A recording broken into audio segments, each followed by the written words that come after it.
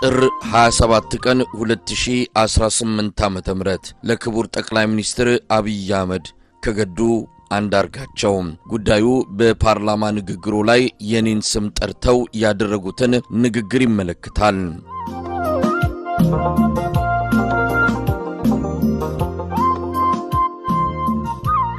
ጥር 26 ቀን 2018 ዓ.ም በፓርላማ ቀርበው ባደረጉት ንግግር ከኤርትራ ጋር የተፈጠረውን አለመግባባት መንስኤ በተመለከተ እኔን በእማኝነት ቆጥረው ማብራሪያ መስጠቶን ሰዎች ቆርጠው በላኩልኝ የቪዲዮ ቅጂ ተረድቻለሁ። እርሶ በዚህ ንግግሮ እንደገለጹት ጉዳዩ በታሪክ መዝገብ በአግባቡ ይቀመጥ ዘንድ የነበረውን ሁኔታ ምንም አይነት መጨመርም ሆነ መቀነስ ሳያስፈልገኝ በነጻ ሊና እንድገልጽ የእርሶ ንግግር አስገድዶኛል። በእኔ በኩል እንዲህ ባሉ የኤርትራንና የኢትዮጵያን ግንኙነት በሚመለከቱ ጉዳዮች አስተያየት ለመስጠት ፍላጎት አልነበረኝም። ምክንያቱም የነዚህ ሁለት እህትማማቾች ሀገሮች የግንኙነት ታሪክ በአብዛኛው በቁርሾ የተሞላ በመሆኑ በጥንቃቄና ኃላፊነት በተሞላበት መንገድ ሊያዝ ይገባዋል የሚል እምነት ስላለኝ የማውቀውን ጉዳይ በመሰለኝ መንገድ ለመናገር ወስኜ ነበር። መቼም የትግራይ ጦርነት ተጀምሮ በፕሪቶሪያ ስምምነት እስኪቆም ድረስ የኤርትራ ጦር ከኢትዮጵያ መከላከያ ሰራዊት ጎን ሳይሰለፍ የቀረበት ጊዜ ያለ አይመስለኝም። ሌላው ቀርቶ በ2013 ክረምት ላይ የትግራይ ኃይሎች ወደ አማራ ክልል አልፈው በገቡበት ወቅት የኤርትራ ሰራዊት እስከ ደብረታቦር አካባቢ ድረስ መጥቶ መዋጋቱን እናስታውሳለን። የኢትዮጵያ መከላከያ ሰራዊትና የኤርትራ ጦር በአንድ ላይ ወታደራዊ ኦፕሬሽን መስራት ያቆሙት በፕሪቶሪያው ድርድር የተኩስ አቁም ስምምነት መደረሱ ይፋ ከሆነ በኋላ ነበር። እስከዚያን ድረስ ግን የአንድ ሀገር ሰራዊት በሚመስል ሁኔታ አብረው ነበሩ። የቀረ ነገር ቢኖር በጦርነቱ መሃል ሁለተኛው ዙር ጦርነት እንዳበቃና የትግራይ ኃይሎች ከአማራ ክልል ከወጡ በኋላ ውጊያው ቆም ብሎ በነበረበት ጊዜ የኢትዮጵያ መከላከያ ሰራዊት አዛዦች በማዕረግ ሲንበሸበሹ የኤርትራን አዛዦች አለመጨመሩ ሊሆን ይችላል። ከዚህ ሁሉ ጥፋት በኋላ በአሁኑ ወቅት እርሶ የትግራይንም ሆነ የኢትዮጵያን ሕዝብ ይቅርታ ይጠይቃሉ ብዬ ስጠብቅ ጉዳዩን አዛብተው ሲያቀርቡ ሳይ ባነሱት ጉዳይ ላይ ብቻ ማብራሪያ መስጠትን መረጥኩኝ።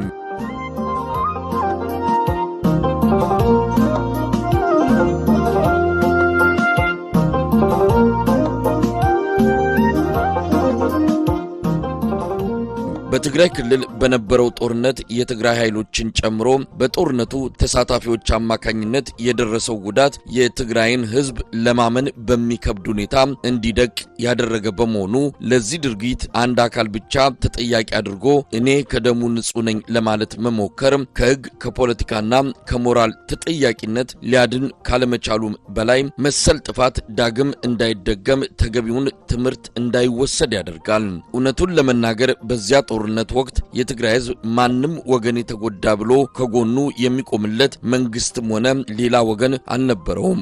የነበረውን የመንግስት ጫና ተቋቁመው በተወሰነ ደረጃ ከትግራይ ሕዝብ ጎን መቆም የቻሉት ጥቂት ኢትዮጵያዊ የፖለቲካ ሰዎች፣ ዓለም አቀፍ ድርጅቶችና የተወሰኑ የውጭ መንግስታት ብቻ ነበሩ ማለት ይቻላል። ይህ የኛው የኢትዮጵያውያን እውነተኛና አስቀያሚ የቅርብ ጊዜ ታሪካችን ነው። እኔ እግዚአብሔር ደጉን አመላክቶት ከትግራይ ሕዝብ ጋር ያሉትን አስከፊና የተበላሸ ግንኙነት ቢያሻሽሉ ደስ ከሚላቸው ሰዎች አንዱ ሊሆን ይችል ነበር።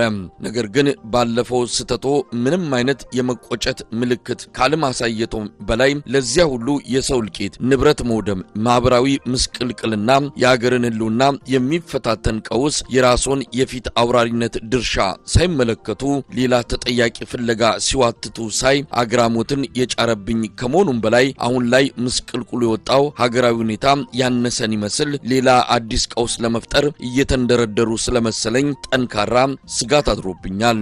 ምክንያቱም ከላይ እንደገለጽኩት እስካሁን በህዝብ የተፈጸሙት ሀገራዊ ጥፋቶች ዋነኛ መነሻ ምክንያታቸው የእርሶ አገዛዝ ሆኖ ሳለ ሁሉ ጊዜም ውጫዊ የፈጠራ ምክንያቶችን ሊያቀርቡ ይሞክራሉ። የትግራዩ ጦርነት በአማራ ህዝብ ላይ እየተፈጸመ ያለው ዘርፈ ብዙ ጥፋት ማለቂያ የሌለው የኦሮሚያ ክልል ጦርነት የቤኒሻንጉልና የቅርቡን የጋምቤላን ግጭት ጨምሮ በሌሎች የሀገሪቱ አካባቢዎች ብዙ ጥፋት ያስከተሉ ሀገራዊ ቀውሶች የተፈጠሩት በዋናነት በርሶ አገዛዝ ደካማነትና ያለ ግጭትና ጦርነት በስልጣን ላይ መኖር አልችልም ከሚለው የተሳሳተ አስተሳሰቦ የተወለዱ ችግሮች ናቸው። ከላይ የተገለጸው አጠቃላይ ሁኔታ እንዳለ ሆኖ እርሶ በንግግሮ በገለጹት መሰረት እኔ የእርሶ ልዑክ ሆኜ ወደ ኤርትራ መሄዴን በተመለከተ የነበሩ ጥሬ ሐቆችን ወደ ማብራራቱ ልግባ።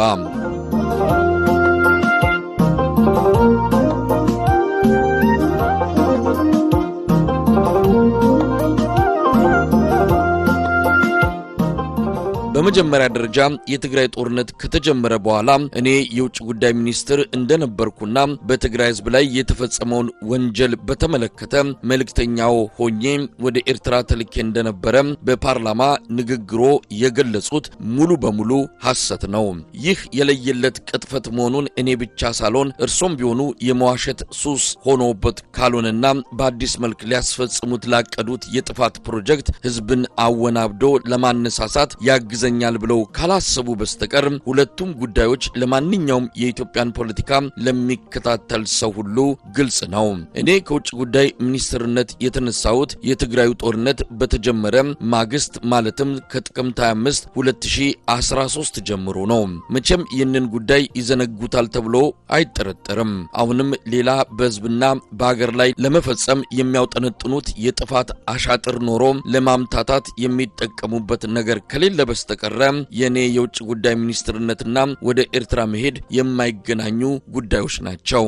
ከትግራዩ ጦርነት ጋር ተያይዞ በህዝብ ላይ የደረሰውን ከፍተኛ ጉዳት በተመለከተ እርሶ ህዝቤን አታጎሳቁሉ የሚል መልእክት አሲዘው እኔን ወደ ኤርትራ የላኩኝ መሆኑን እንዳረጋግጥ ምስክርነት ጠርተውኛል። ክቡር ጠቅላይ ሚኒስትር ከዚህ ላይም ትልቅ ስህተት ፈጽመዋል። እኔ የማውቀው ሀቅ ከዚህ የተለየ በመሆኑ በዚህ ረገድ ጥሩ ምስክር ልሆኖት አልችልም።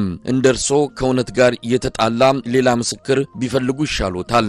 እኔ ስለ ትግራይ ህዝብ ያለውትን አመለካከት እንድናገር ከፈለጉ የማውቀው እውነት እርሶ ከተናገሩት በእጅጉ የተለየ ነው።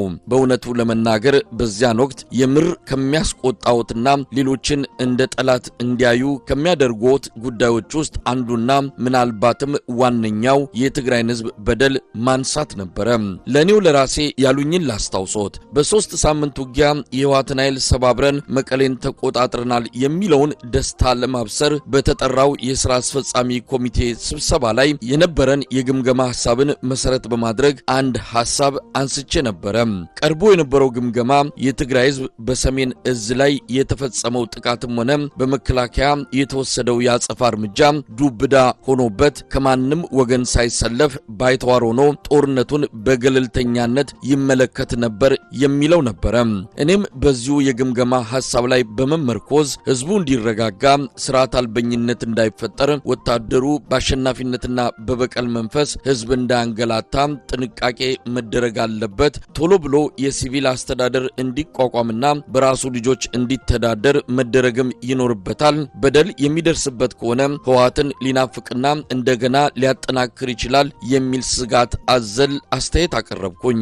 እርሶም በመድረኩ ላይ ያነሳውትን ሐሳብ በአዎንታ ተመልክተው አለፉት። መድረኩ ተጠናቆ ከስብሰባ አዳራሽ እንደወጣን ግን ለብቻዬ ጠርተውኝ የነገሩኝና ስለ ትግራይ ህዝብ ያለውትን አመለካከት በትክክል የሚያሳየውን አስተያየቶን ላስታውሶት። እንዲህ ነበር ያሉኝ። ትግራዮች ከእንግዲህ ከደረሰባቸው ሽንፈት አገግመው ጠንክረው ሊወጡ ይችላሉ ብለህ አታስብ።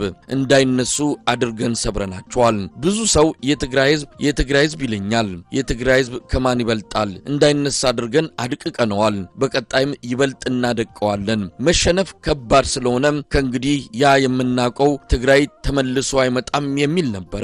የትግራይ ኃይሎች ከአማራ ክልል ወጥተው ወደ ትግራይ ከተመለሱ በኋላ በዓለም አቀፉ ማህበረሰብ ዘንድ ተደራደሩ የሚል ግፊት እየተጠናከረ በመጣበት ወቅትም የሚከተሉት የድርድር ስልት ትግራይን ቀስ በቀስ እርባና ቢስ ማድረግ እንደሆነ በአደባባይ ስብሰባ ላይ የተናገሩት ሀቅ ነው። እኔ የማውቀውና ስለ ትግራይ ህዝብ ያሉት እውነተኛ አመለካከት ይህ ነው። ከፓርላማ ንግግሩ ትንሽ እውነታነት ያለው የኔ ወደ ኤርትራ መሄድ ነው። ቀኑን በትክክል ለማስታወስ ባልችልም ጥር መጀመሪያ አካባቢ 2013 ዓመተ ምህረት ላይ አንድ የውጭ ጉዳይ መስሪያ ቤት ባለስልጣን ይዤ የእርሶን መልእክት ለፕሬዝዳንት ኢሳያስ አፈወርቂ እንዳደርስ ልከውኝ በማግስቱ አስመራ ደርሼ ተመልሻለሁ። የመልእክቱ ጭብጥም በሚከተሉት 3 ጉዳዮች ላይ ያተኮረ ነበር። እነሱም አንደኛ በወያኔ ላይ በጋራ በወሰድነው የተቀናጀ ኦፕሬሽን ለድል በመብቃታችን የእንኳን ደስ አለህ የደስታ መግለጫ ለፕሬዝዳንት ኢሳያስ ማስተላለፍ፣ ሁለተኛ የኢትዮጵያ መከላከያ ሰራዊት አካል የሆነው የሰሜን እዝ ጥቃት በደረሰበት ወቅት ሰራዊቱን ተቀብለው ላደረጉለት እንክብካቤና በኋላም ለመልሶ ማጥቃት እንዲዘጋጅ ላደረጉልን ወንድማዊ ድጋፍ ለኤርትራ መንግስትና ህዝብ ምስጋና ማቅረብ፣ ሶስተኛ አንዳንድ የወያኔ ደጋፊዎችና የኢትዮጵያንና የኤርትራን መልካም ግንኙነት የማይፈልጉ የውጭ ኃይሎች በተለያዩ ዓለም አቀፍ ድርጅቶችና ሚዲያዎች አማካይነት ከሰብአዊ መብት ጥሰት ጋር በተያያዘ ሰፊ የስም ማጥፋት ዘመቻ ከፍተውብናል። ይህ ነገር ውሎ አድሮ በሁለታችንም ላይ ጣጣ ሊያመጣብን ስለሚችል የጋራ ጥንቃቄ ልናደርግ ይገባል የሚሉ መልእክቶች ነበሩ። ለፕሬዝዳንቱ የሚቀርቡትን እነዚህን መልእክቶች ከገለጹልኝ በኋላ በእኔ በኩል እንዲጨመር አንድ ጥያቄ አንስቼውሎት ነበረ።